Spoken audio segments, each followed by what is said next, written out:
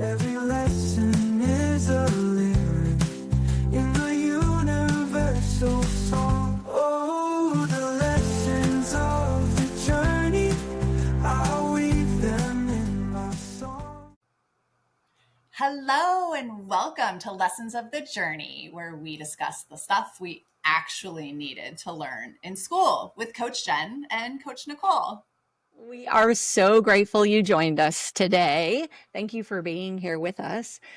Jen, today we are continuing our stress, anxiety, and panic attack series. In our first episode of this series, we actually defined stress. If you remember, we discussed some of the positive aspects of stress. That was a fun episode.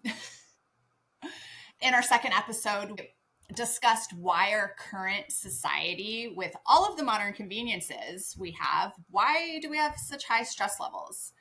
I would just like to remind everybody that we are not experts. We are not therapists, psychologists, or psychiatrists. We are a couple of women who have some life experience, and we've done some research, and we just want to share our experiences with everybody because we believe that everybody can learn from each other.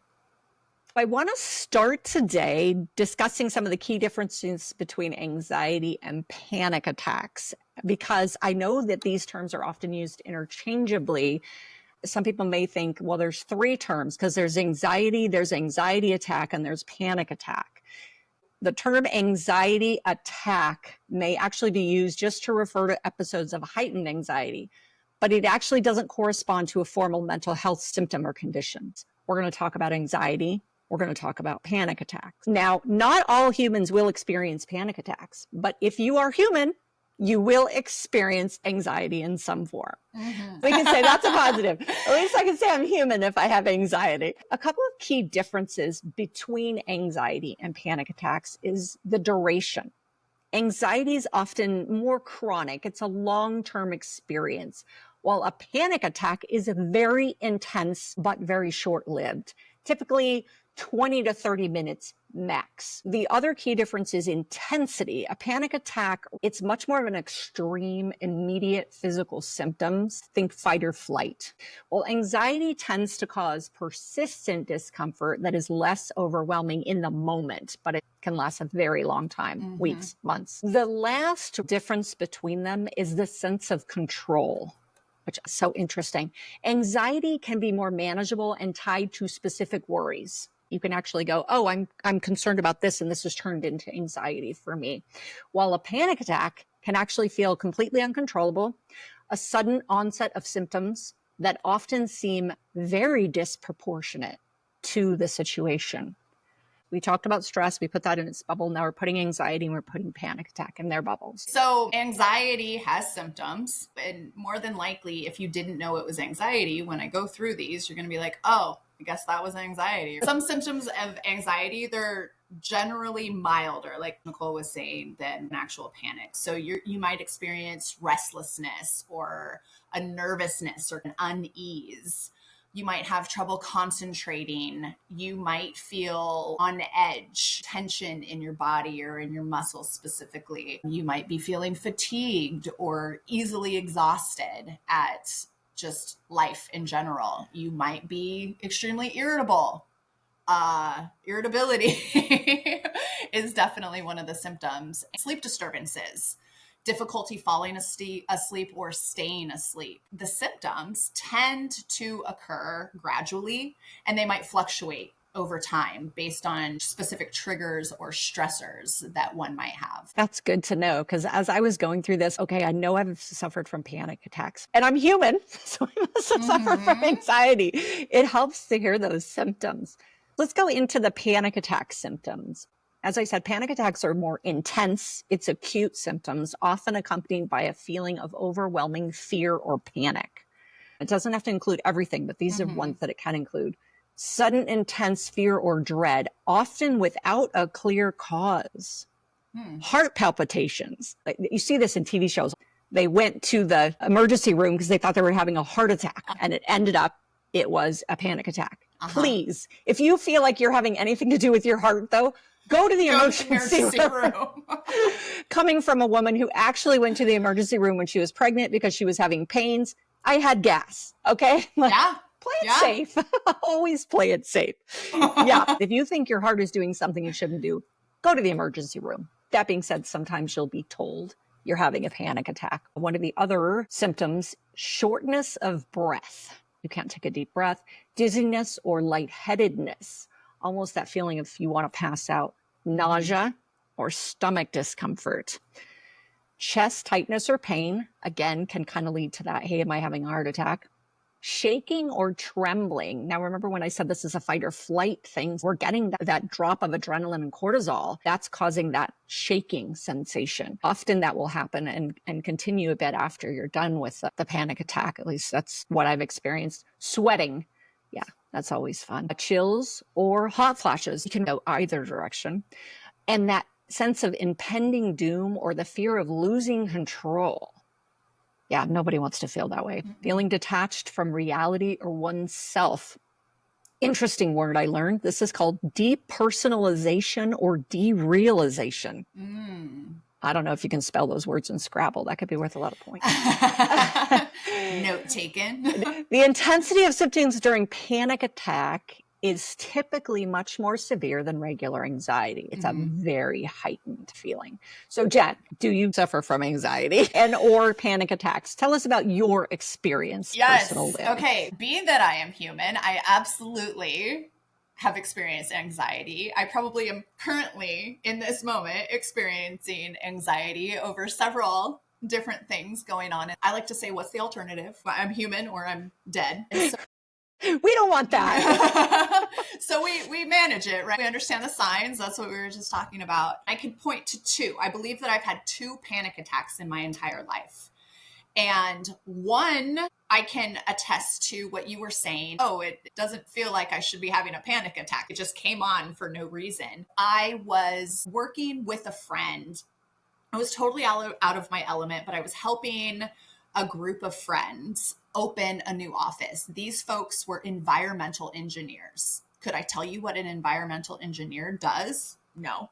I was answering phones and putting together the IKEA furniture. I was in this time of my life where I was like, I'll do whatever. The office was open and it was weeks in. And I arrived one morning to work and I thought I was going to die. Like, I'm sitting there at the desk answering phones and like I had to go lay down under a table and like people were surrounding me. I was like, I don't know what's happening. It was awful. It seemingly came from nowhere.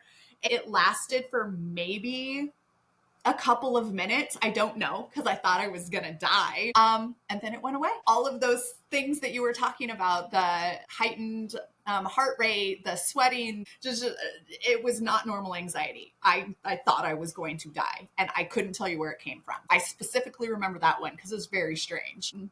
And then the only other time, which is the exact opposite, I know exactly where it came from. I was being assaulted. I was being choked. I had a panic attack in that moment because I thought I was going to die. I thought I was going to be killed and all of the things. So that obviously I knew where that panic attack was coming from because I was literally in a, I think I'm going to die moment. The sudden intense fear or dread, but there was a very clear cause on that one. The heart palpitation, shortness of breath, dizziness, chest tightening, sweaty, definitely a sense of impending doom. Like I was being assaulted. That person eventually got arrested from a police report that I did, but it was a very clear panic attack in that moment. Those are the 2.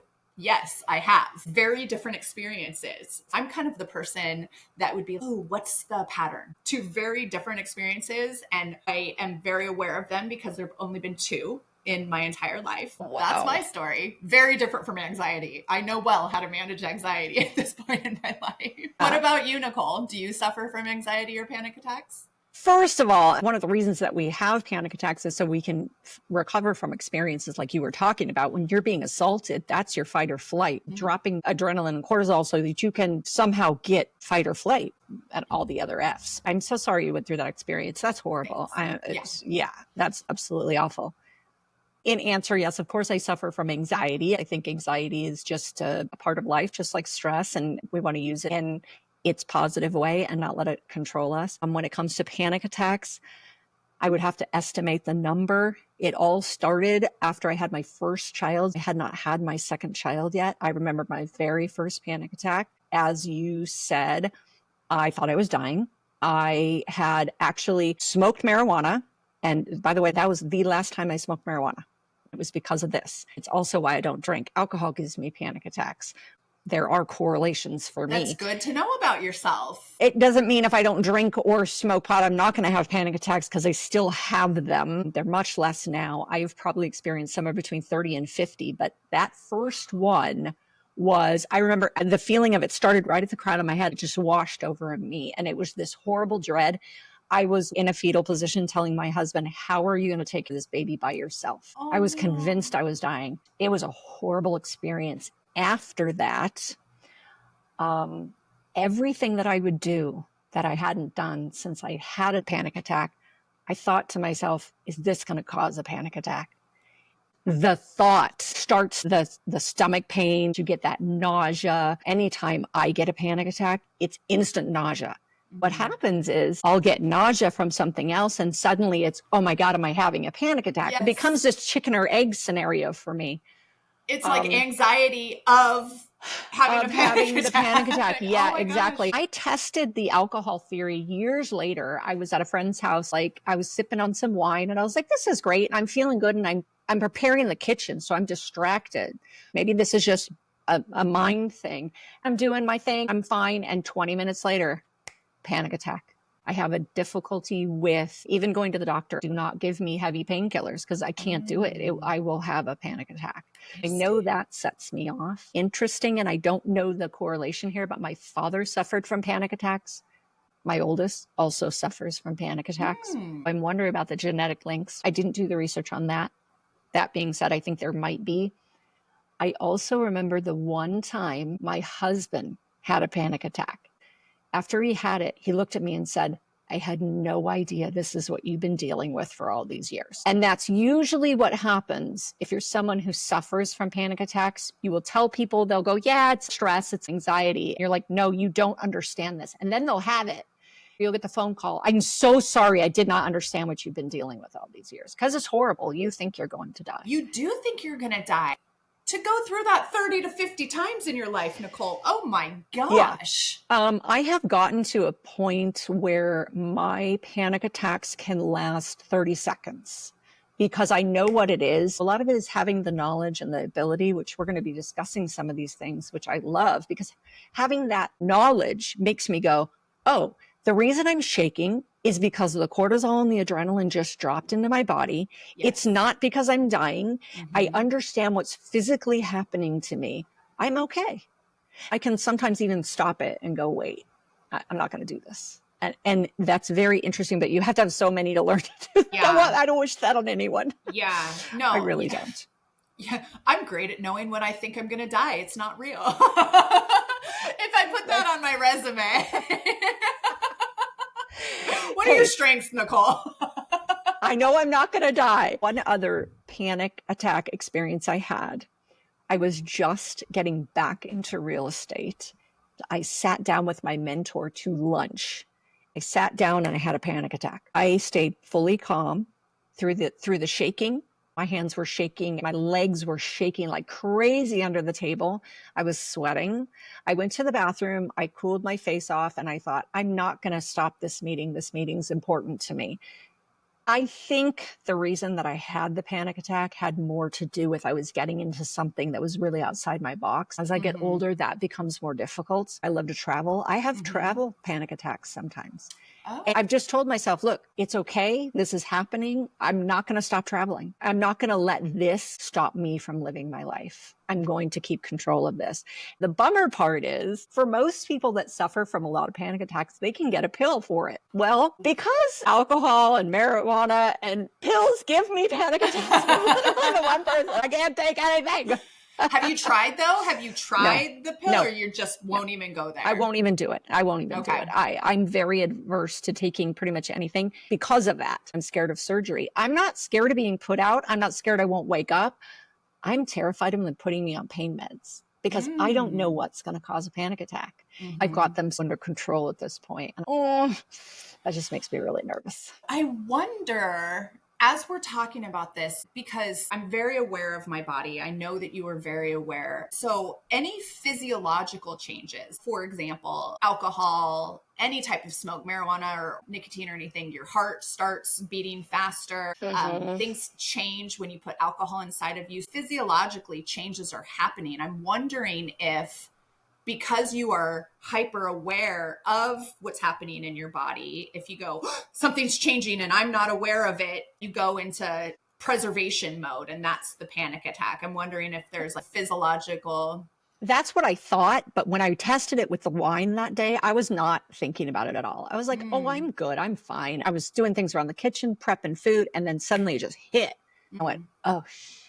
Okay. I was bummed because I had hoped, because I live in a society where having a glass of wine once in a while is a nice thing to be able to do. Is how people relax. Just to be very transparent, when I had my first panic attack, I was a 3 to 4 times a week pot smoker.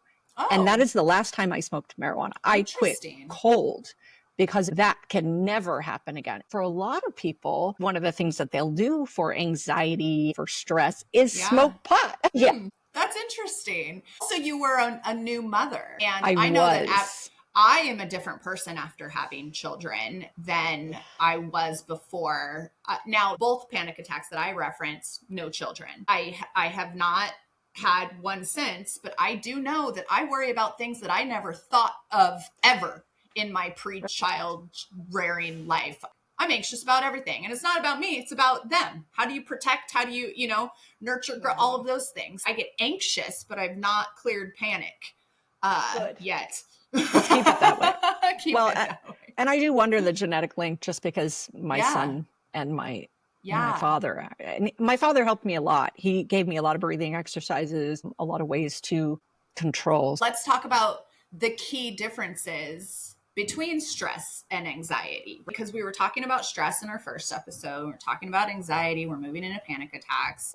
Stress typically has an identifiable external cause. Something's going on outside of my body, work pressure, life changes, financial problems, whatever. And it often resolves once the stressor is removed or managed. Okay, I took care of that work thing. My stress is lessened because of that.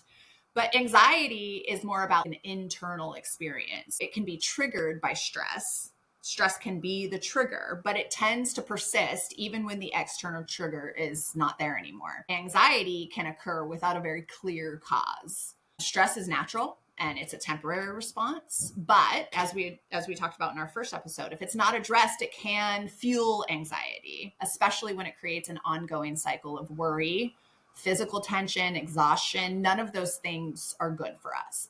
Essentially, unmanaged stress can escalate into anxiety if it isn't dealt with through coping strategies we've talked about. Relaxation techniques, physical activity is huge, having healthy sleep habits, and stress management practices. That's very good points. I can tell you, I know when I don't have a good night's sleep, I'll be in the middle of the day like, why is everything stressing me out? Why am I feeling this way? I feel sick when I don't get enough sleep, like physically ill. Yeah. And you have to remind yourself, oh yeah, I didn't have a good night's sleep. That's what's going on. Okay. I'm not dying. Okay. I'm at that age. Once you go over 50, you're just like, everything's just out to kill you. Am I dying? No. Okay. I'm all right. I'm all good. Some stress-induced anxiety symptoms. So if stress is becoming chronic, its physical and psychological symptoms might overlap with anxiety symptoms. Some of those overlapping symptoms can be constant worry and fear, restlessness, difficulty concentrating, muscle tension. Oh my gosh, I feel like I just need to roll my shoulders right now as I'm saying this. Fatigue, sleep problems, insomnia, or excessive sleeping. Irritability. No, I never get irritable. Shortness of breath, dizziness, or heart palpitations. And the heart palpitations, that's when it can actually feel like that panic attack. If these symptoms persist and worsen, the experience of stress can evolve into a more chronic anxiety condition like GAD, GAD, which is the generalized anxiety disorder, panic disorder, which I think is what I have, or social anxiety disorder. Chronic anxiety or anxiety that interferes with daily life can lead to problems we just discussed and health issues like heart disease or digestive problems. Yeah. That being said, anxiety can have some short-term benefits. It's important to manage it in a way that doesn't cause those long-term harm problems. Keep that heart healthy. Mm-hmm. Anxiety is typically seen in a negative light because of its connection to stress, discomfort, sometimes even harmful physical and mental effects. I would really encourage anybody who hasn't listened to that first episode in this series about stress. So many positives. So many positives. It Yeah. was a shocker. That was fun. I learned new things. It was great. I enjoyed that. Oh, we can think about it differently. That being said, there are some cases where anxiety can also have certain positive or adaptive effects, especially in the short term. It can overlap with some of the stress positives. Some of those are motivation, increased performance, improved focus. Mm-hmm. There are two other benefits of anxiety that actually don't overlap with stress, and I want to discuss those.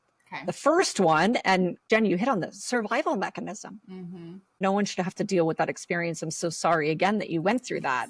That's not how you want to have a panic attack. No. It's bad enough to have one at all. On that evolutionary level, anxiety is a natural response to that perceived danger, helping early humans stay alert to threats. This instinctual response is meant to keep you safe, Mm-hmm. increasing your chance of survival in those high-risk situations. Yeah, we're not far off from cavemen. Yeah, Really not. We're not. Yeah. The other thing, and I find this really interesting, improved social awareness. Anxiety often comes with heightened self-awareness and concern for others' reactions. Mm-hmm. In social situations, this can lead to more careful consideration of how your actions affect others, improve relationships, and foster empathy. I like that way of looking at it. I have a friend who's the opposite. She goes, "Oh, other people, I'm gonna act a fool." So instead of the improving relationships and fostering empathy, she goes in the opposite direction, which is, I'm gonna mess this whole thing up. I might as well not even go in. This is gonna be really awkward. I like that you can switch that improved social awareness rather than the negative self-talk to get you out of that situation, which makes you anxious. Yeah, that actually sounds like social anxiety. Yeah. Which is disorder. Yeah, that thought, that spiral. I do know somebody who suffers from that as well. It's really interesting when you can feel so drained by other humans, worried about how you're presenting yourself in a social situation. Yeah.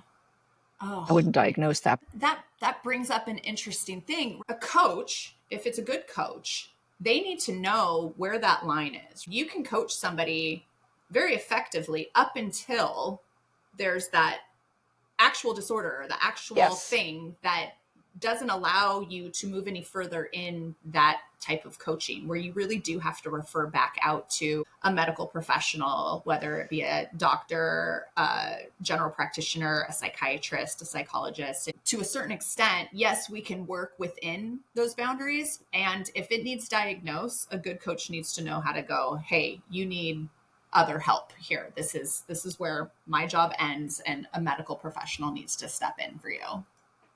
That's a really good point. In my intake, I do ask if they have any medical diagnosis. What I don't ask is, do they think they might have anything that's undiagnosed? Yeah. That would be worth asking. And I definitely have had clients where I say, this is something where you want to talk to a therapist, a psychologist, a psychiatrist, because this is beyond my expertise. I am none of those things. And this is a realm that sounds like it could be on a diagnosis era. And I want to make sure that you're safe. Yes. Really important. And thank you for that, because there are so many folks out there coaching or consulting who think that they can wrap it all up. And that awareness is necessary in a good coach. So thank you for being that. Yeah, 100%. I don't want to be dealing with anything that I don't have the degree in and the ability to. Often, especially men, will take up coaching as not wanting to take therapy. I don't need a therapist. A lot of people have this really negative view of psychiatry or psychology in general and go, but a coach sounds good. I've had coaches my whole life. I played baseball. So, And I'm not saying it's only men. I'm just saying that that's what I've noticed in my practice, is that a man may need therapy, but he'll try coaching first. And then we have to be the ones to be like, yeah, that's beyond my scope. Coaching is not replacement to therapy. It is a fantastic add-on. It is a brilliant add-on, but it is not a replacement. No, it's a really good point. I think that when you're dealing with any of the things that we're talking about today, I definitely think a therapist is the person you need to be talking to, if not a psychiatrist or psychologist. These are expertise that I, as a coach, would not feel comfortable coaching on. Somebody even like me who's had panic disorder, that's not what I coach for. Coaching is very different than this. Right. The reason we're hitting on this is because this is just a part of reality, understanding the differences. And that's one of the reasons that we chose to do this series. What is the difference? People will say to me all the time, oh, I have anxiety attacks. And I'm always thinking, are you having panic attacks or are you having anxiety? Because it's actually a different realm. It's nice to have clarification. And for me personally, the more I talk about this, the less stigma there is around it in my own body and in my own mind, which makes me stay calmer when I'm having these experiences personally. That's the direction we're coming from. Yeah. Yes. But if you message us and say, can you coach me on my panic attacks? I'm going to go, no. No. Find a local provider. Yeah, exactly. This isn't our realm. We can talk after you've been seeing them. Yeah. I also wonder how menopause will affect it. I know we've had discussions about menopause, and I don't know if we even know that yet. Yeah, we've had our menopause session, but I need hormones. I can tell you, I feel like a shell of a human. When you don't feel like your full self, you're trying to manage all of life, and anxiety is part of being human. To what extent does not feeling like your full whole self, because your hormones are a mess, does that then fix the ability to maybe manage this stress, the anxiety, so as to not turn into panic? Yeah, I am there now. As a woman going through perimenopause, I would say 100% it affects your stress and anxiety. Whether or not there are women who actually have more panic attacks, this could be a possibility caused by hormones. Fight or flight is hormones. With these hormone fluctuations, I haven't experienced that. Let's talk about how to manage stress before it turns into anxiety, because we don't like the anxiety. It's uncomfortable. Nobody likes feeling uncomfortable. We all have stressors. Let's manage it before it turns into anxiety. A really great way is to know and then practice stress management techniques. You can engage in practices like mindfulness, meditation, deep breathing exercises. Yoga helps, stretching out the body, regulating your stress response, and it calms the mind. So stress management techniques, you can find the one or ones that work best for you and practice them when you're really feeling that stress before it turns a little anxiety. Jen, do you practice any of these? Yes, and my children do as well. So because I had to learn this in my life, because we are human, nobody taught me this. We're talking about shit we should have learned in school. Nobody's teaching my kids this. I do a mindfulness meditation. I have two apps that I go to. One is called the Calm app, and there's little 1 and 2 minute meditations in there. And what I have found in working with people is that you go, okay, 1 minute, just take a time out for 1 minute. And many of the folks that I work with, nobody has time for that. You can't mindfulness meditate. Yes, you can. 1 minute is not going to make or break your day. 2 minutes, 5 minutes, I promise you, is not going to make or break your day. And we're in this, I got to respond. I got to text. I need a phone call. But no, you need to put your phone down. Take a minute. It will not make or break your day. 5 minutes might sound crazy to you. No, these people are waiting to hear back. 5 minutes is not going to make or break their day. We have this self-import thing that we do. Now I have to get to stop. Engage in an app if you need to. The other app that I really enjoy is called Waking Up. Between those two, I have my favorite little saved 1 and 2 minute mindful meditations. Also, I am a huge deep breather. I don't know if I've mentioned before, my kids know box breathing, the 4-4. We're going to talk about that in a little bit. Deep breathing really is a huge reset. And I've done this with clients before. I'll lead them through a breathing exercise and we will time it. And I'm not kidding you, it's less than 1 minute. In going through an entire full session of a deep breathing exercise is less than 1 minute to reset your nervous system. People just forget to breathe. And I'm one of those people because I used to forget to breathe. My best friend back in California, her entire job in my life was to remind me to breathe. I do that when I get on, like, right, Jen, take a breath. We need air. We've got to get rid of that CO2, right? It's in us. And absolutely, I engage. Those are my two go-to practices. I had my 3-year-old deep breathing this morning. He was having a rough morning. He didn't get something he wanted and he got all, okay, let's stop. We look at each other. We do some, and he goes, and that helps. Yes, those are the two that I practice regularly. What about you? I actually do meditation at this point and the deep breathing. I'm with you on that. I believe we've got stale air in there. We got to get that out. And how often do we actually take a full deep breath? Rarely. When you were talking about when you're coaching people and they go, well, I don't have time. I don't have time. I don't have time. You can run through your whole day functioning at 80%, or you can run through your whole day functioning at 100%. If you do it 100%, you only have to work 80% of the time. If you do these techniques, you're actually functioning at 100% and you're getting more done in the same amount of time. It's funny how people don't think they have time for something that will give them peak performance. And this definitely does manage stress before it turns into anxiety. So love it. Number 2 of managing stress and not letting it turn into anxiety is exercising regularly. Physical activity is a proven way to manage stress and anxiety, releases endorphins, which help reduce tension and improve mood. Are you good at that one, Jen? No, I am not. Currently, I am not. I go through waves of I'm all in and I make the time for it. I'm currently in a space where I just admitted to the needing the hormones. And it's not necessarily about, I don't feel like it. I feel like a shell of a whole human. I get in my head, and yes, coaches can do this. So I have to walk myself back. God, that sounds exhausting right now. There was a social media challenge that was out there, and it was for moms. It was every time you hear the word mom, do a squat. I started doing that.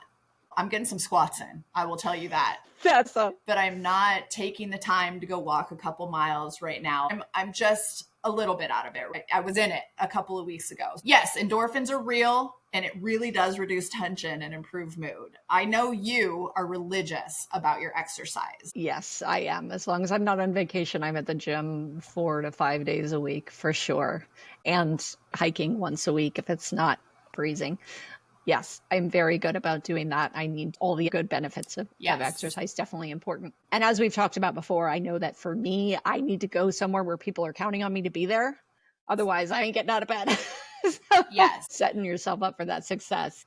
I usually have to get myself out of the all or nothing. I don't like being inside to exercise. We actually have a treadmill right out by the garage. I open the garage and I go, oh, look at the chickens and the birds. That's enough of an outside for me. I very much more enjoy taking my kids to the beach or doing a long walk in soft sand, or we live in such a beautiful place. Hikes are brilliant. I say I don't exercise, but I'm out of the house doing stuff. I do need to hit some more weights though, that's for sure. Especially at our age. Yes. Also sleep. Stress can disrupt sleep, and a lack of sleep, as we already talked about, can worsen your anxiety. When we're able to prioritize good sleep, we have a regularly scheduled program. Oh, it's about that time. I'm going to put the screens down. I'm going to brush my teeth around the same time. I'm going to stop eating at such and such time. When we start practicing this good sleep hygiene, and then we aim for 7 to 9 hours of quality sleep each night, that's going to help. There's so many folks out there. I don't need 7 hours. I don't need 7 hours. I can function on 5. Can you?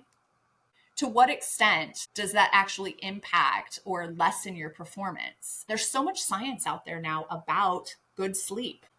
High-performing athletes, teams are hiring sleep experts to get an extra 1 to 4%, because what's the difference? If you're shooting 1% better than the other team, you're winning. That's how much sleep matters now, is that high-performing people are hiring sleep experts because it matters that much. And yes, you need 7 to 9. It's been studied that women need more also. Yeah, especially now that they're doing more studies on women. I heard the same thing, that it could actually be up to 10. Mm-hmm. And spoiler alert, that might actually mean we're not the ones who are supposed to get up with the babies. Oh boy, don't get me started. I'm in trouble now. Yeah, no, sleep is really important. I'm very good at, I know what time the TV's got to go off. I know what time I got to get in my shower so I can relax and have my time and be asleep by 10 o'clock. If I get up at 7, then I'm good and I've gotten a good amount of sleep. As you get older, you do have more sleep disturbances, I will say. What's nice is if you're in a situation where you can take that extra time in the morning to maybe have a little more rest or even do the afternoon naps, which I have never been good at, but I would love to get good at. It's my goal. I love naps. Afternoon naps. I love naps. I used to feel guilty about them until I read a couple of studies that said that people who nap more live longer. We're not talking about laying down for 3 hours in the middle of the day. We're talking about 30-minute reset kind of nap. Yeah, 20 to 30 minutes is what I've heard is the best. In fact, set your alarm for 30 minutes and you're good. I just got to get into the rhythm. I would love to be a napper. Unfortunately, my granddaughter doesn't nap anymore. She would be in my lap. At least I'd have a reason to relax and do nothing. Now, oh my gosh. On the weekends, I'm like, are you sure you don't want to take a nap? Are you sure? My 3-year-old, no, Mom, I got stuff to do. And Mommy wants a nap. If you're awake, I can't be asleep. That's not going to work. Oh gosh. Sleeping well is so important.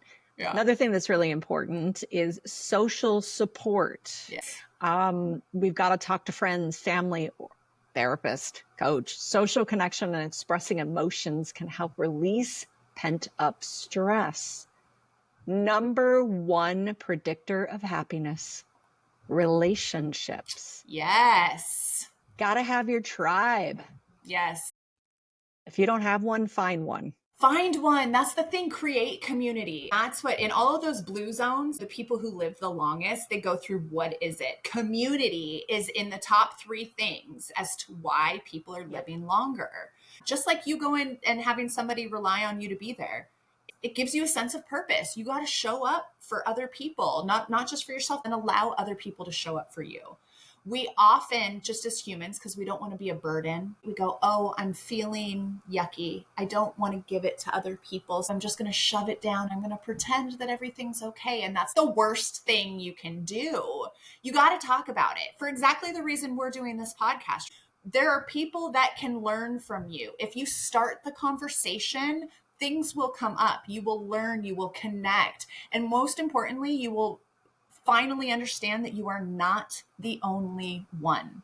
We put ourselves into such a sense of just loneliness and isolation from feeling like, oh, nobody else is talking about it. I must be the only one. I'm going to sit here and suffer in silence. No, please just start the conversation. Mention it passively. Call me. We can figure out how to mention it passively if you don't feel like a direct way is the way to go, because you've got to start the conversation. People cannot open up to you if you're not opening up to them. And if everybody's just sitting in silence, there's just too much suffering, too much. Just talk about it. That's what you and I do. We're just like, let's just talk about it and see what comes up.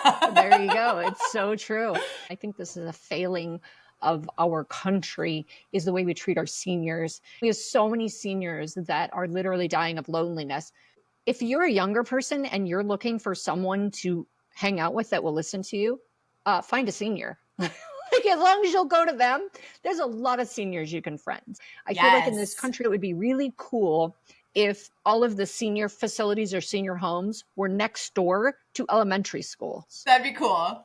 I'm like, because go read to the seniors and the kids love it. And let them hear the kids laugh and play. And we have so much to learn. They have seen so much of life. It's a human condition, unless you've trained yourself otherwise. We wake up thinking that history began with us. No, history began on my birthday. There's nothing else behind me. I'm sorry, what? We do that often. And when you talk to a vintage soul. What a great term. You're like, holy shit, I didn't know that. There's so many parallel experiences. Yes, they didn't have access to the technology. The parallel experiences will blow your mind. Oh, you had to figure that out without all the resources that I have now. My favorite conversations are with those elders. They're my favorite conversations. Yeah, the knowledge, and it's just so much there. Yeah. If you're going through an experience, I guarantee you there's somebody in an elder facility who's gone through that same exact experience and survived it. Absolutely. And you know what? You learn some really fun stuff too. I remember talking to my grandma and they would send letters. I would read these old letters. Wait a minute. Was so-and-so having an affair with so-and-so? And nobody knew because the phone numbers were 2 numbers. Yeah. I'm like, oh my gosh, you're looking at this person and they're old and they have all this shit together. And you're like, oh my God, life was madness for you. Tell me all of it. It's like, we've got some general hospital kind of shit going on with these seniors that you're not even aware of. Let them tell you their life stories. And it is just, I'm not doing so bad sometimes. Fun stuff. It's very true.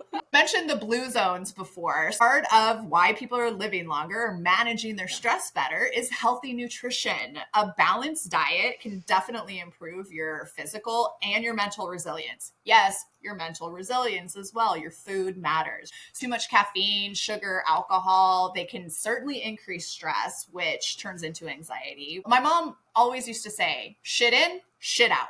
You put nasty shit in your body, you're not going to get the performance that you're looking for. You put good, healthy things inside of you, your performance is going to increase. That's just what it is.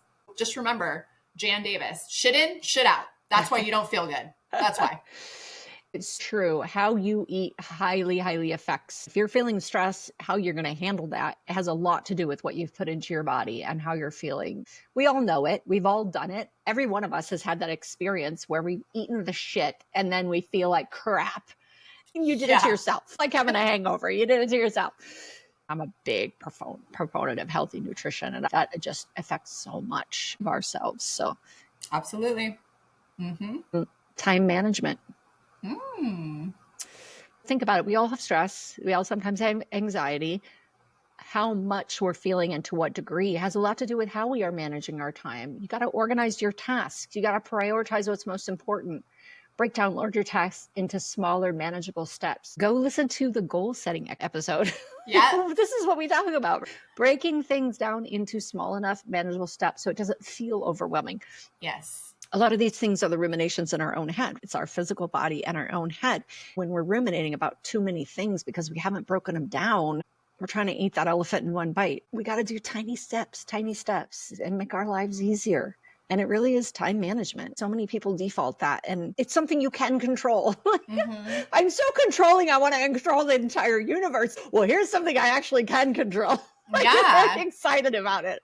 You know, I like to say be in charge of. You can absolutely be in charge of your time management. You've heard me use this phrase before. It's not a phrase I made up. Decision fatigue, which turns into stress. To your point, the ruminating. When I run into decision fatigue, I've made too many decisions today. It stresses me out. Am I making the right decisions? Am I doing the right thing? When I know exactly what task I'm doing next, and I don't have time to sit and think about things that are going to stress me out. I just know the things to do and I just do them. When I have to sit back and be like, oh, what do I do next? And there's the whole world open to me. Yeah, that's stressful. I don't know what to do next. What should I do next? What is the best thing to do? Now I'm in this loop that doesn't serve me at all and actually creates more stress and anxiety. One of the things that you can absolutely be in charge of is your time management, which is going to significantly reduce your stress and anxiety. You're right on that one. We love this. We're just like, let's look at your calendar. In charge of. Okay. I still want to be controlling and bitchy, but I'm in charge of. Okay. Yeah. To-do lists actually give me anxiety. I don't know how anybody can look at a list of 50 things and not get anxiety from it, because I will. That will turn stress to anxiety immediately for me. If I put all those 50 things in my calendar with little time slots and they're all organized, I have no stress. It's all in my calendar. What do you have to on your to-do list? No clue. But I'll do it when it shows up on my calendar and I have a time block for it. Why do I have to worry about any of it? That is such a simple way to me to alleviate the stress so it never gets a chance to become anxiety. And I don't know how other people use calendars or don't use calendars, but I love my Google Calendar. I have colors. I would take a to-do list. It might be like, go to the grocery store, pick up the kids, work with this client at this time, send out some emails at this time. But on my Google Calendar, all those things have different colors. The kids are yellow. The appointments are green. This thing is hot pink. This one's purple. This one's blue. Now I don't have a task list. I just have a beautiful calendar that I'm excited to live inside. Yeah. And it sounds silly. You're like, Jen, it's the same thing. Maybe. Or does it make me happy? Aesthetically, do you decorate your house? Most people do. They choose things that make them excited about looking at their house. Well, when you're somebody who's looking at your calendar every day, pretty kind of becomes important. I really have a high respect for those people who write everything out in a calendar and do all those fancy. I don't have the artistic in me to do that. That being said, they're so pretty. Yeah, I have a whole Pinterest list of stuff Yeah. I will never do. I just am so appreciative of it that I like to look at it and go, oh, I wish that was me. It's not. That's okay. Another thing is to seek professional help. There's such a stigma. And really, if stress becomes overwhelming, or if it is leading to anxiety, a therapist, a counselor, maybe a coach can help you develop coping strategies and address any underlying issues. Again, if you are working with a coach and it is persistent, that coach needs to know where their job ends and medical professionals begins. I know some people have a stigma about seeking help, and I don't, and you don't. And it certainly makes for a nicer life knowing that you have the help that you need. So please seek professional help if it does become an overwhelming thing. Yeah. I am 100% in agreement of that. You mentioned it earlier that sometimes men are like, no, I don't need a therapist because for some reason going to a therapist means I failed at something. Yeah. I really wish we could normalize everyone being comfortable to go to a therapist and understand that there is a benefit to that. And it doesn't mean you're broken or you're admitting you're broken. Yeah. By the way, you're human. We're all broken. Yeah. It's okay. We're all messy. It's all messy. Everything about it is a mess. This is a completely different episode. It's the stigma. It's the way that boys and girls are raised into men and women, and the stigma that is attached to your role of what that is supposed to or should look like. Dependent upon the way that you've taken on that type of stress and potentially anxiety into your life, you may have been raised like, no, I can't ask for help. And what we know now is that no man or woman is an island. None of us were meant to do this on our own. So if you were feeling like, oh man, I don't know what to do about this, even if you don't feel safe in talking to your partner about it, seek help. Call a professional. They cannot talk to anybody about it. Just know that there is help. Please, we're not meant to do this on our own. And you are not the only one. I promise you that in all of history and all of life, with the 7 billion people in this world, you are not alone. Get the help you need, please. Agreed. Well, those are some great tips on how to manage stress before it turns into anxiety. I love that. We're going to wrap up our episode with our takeaways.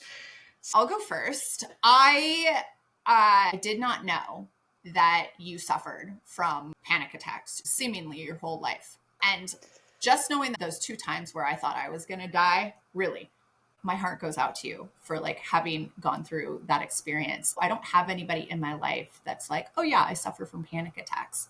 I would have been one of those persons that's like, oh yeah, that's a bummer because I've had 2 in my life. You helped me understand that although I've experienced them, I kind of put them out. Oh, we're not going to think about that. For somebody that chronically experiences that, it's like a superhero for making it through life and death situations regularly. I just wanted to acknowledge you for that because I had no idea. That's wild to me.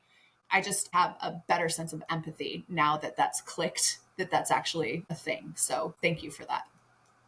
Well, thank you for saying that. And I don't think I'm a superhero. I think it's just everybody deals with their thing. This is just my thing that I deal with. I had my first child at 23 and he was 6 months old when it happened. So it's been 30 years of this. Oh, it's an experience.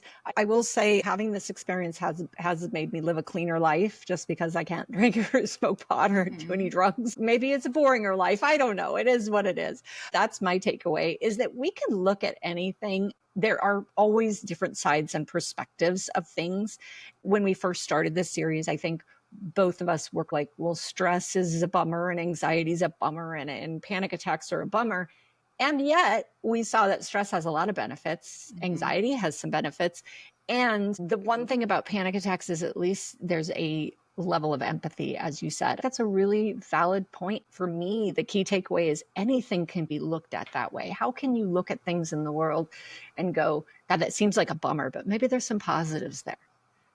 Yeah, we just as a society decide to put stigma on all things. I think previously, maybe I was subscribing to that seems like a weakness. It seems like, oh, that's sad for you kind of thing. as we're going through this and we're understanding the benefits or maybe what our body's trying to tell us or the things that we can do to help ourselves.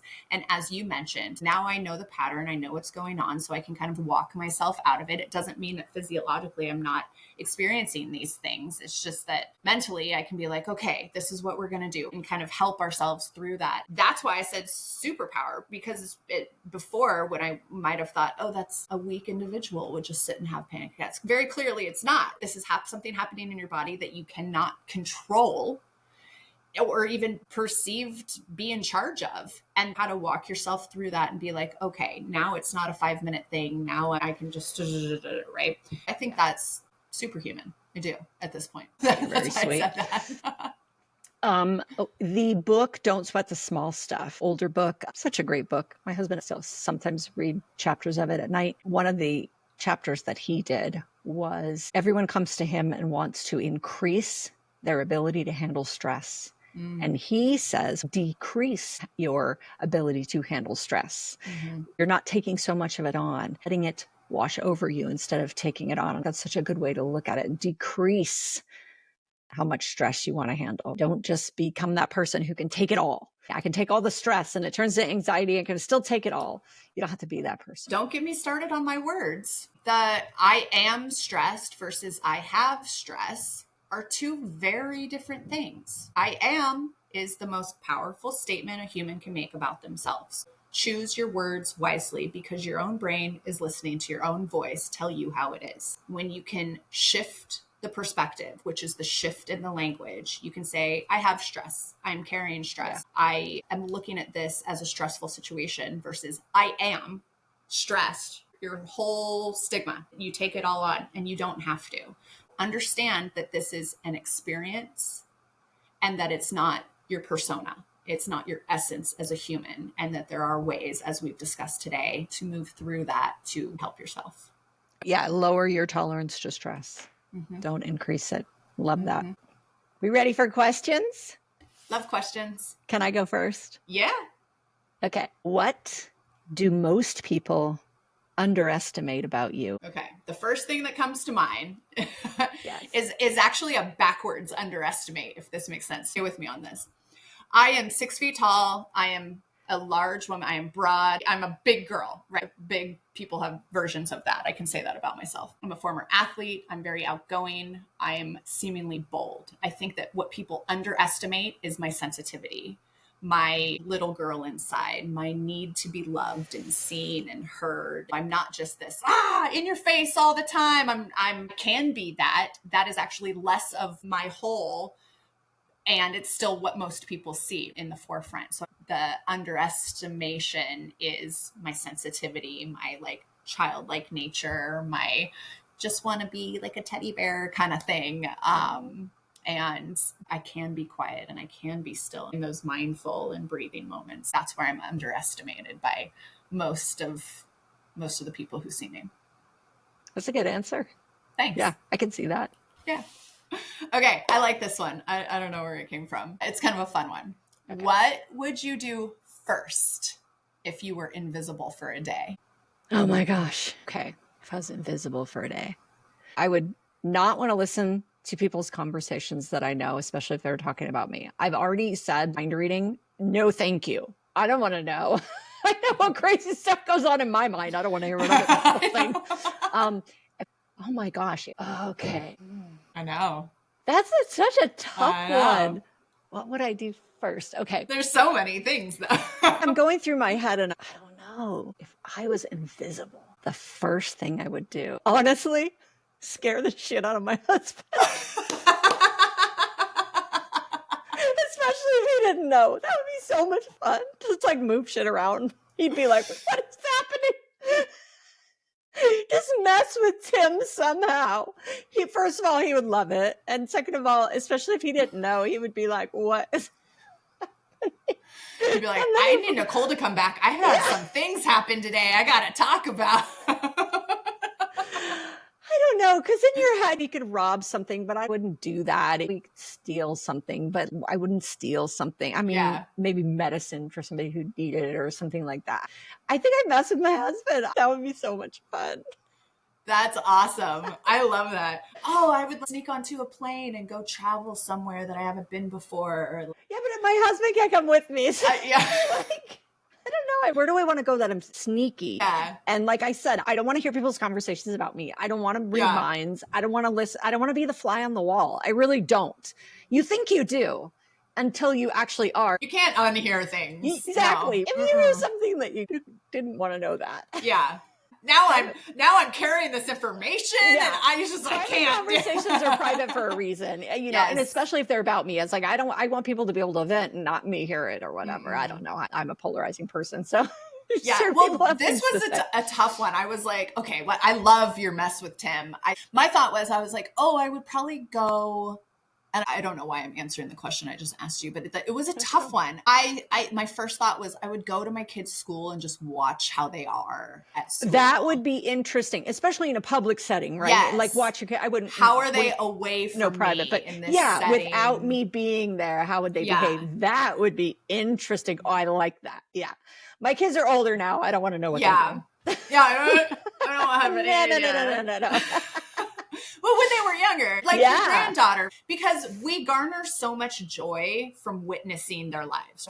That's just one piece of them that I don't get, but that would be fun. You know, I know how that would be cool. Teachers talk about them. I was like, okay, but maybe I would mess with my kids too. But mess with Tim is number one for me. Like, that's it. That's such an easy, once I thought of it, I was like, oh, I screw with hubby. I love it. You tell him that you said that and say, so if I go before you and you just get messed with, it's me. He listens to every episode, so he'll hear it. Hi, Tim. Oh my gosh, that's fun. That was good.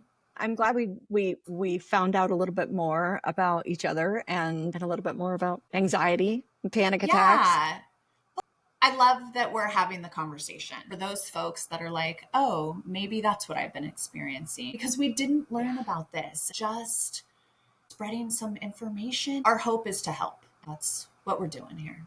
Yeah. And next week, we're going to conclude with basically techniques to overcome anxiety and panic attacks and some final thoughts.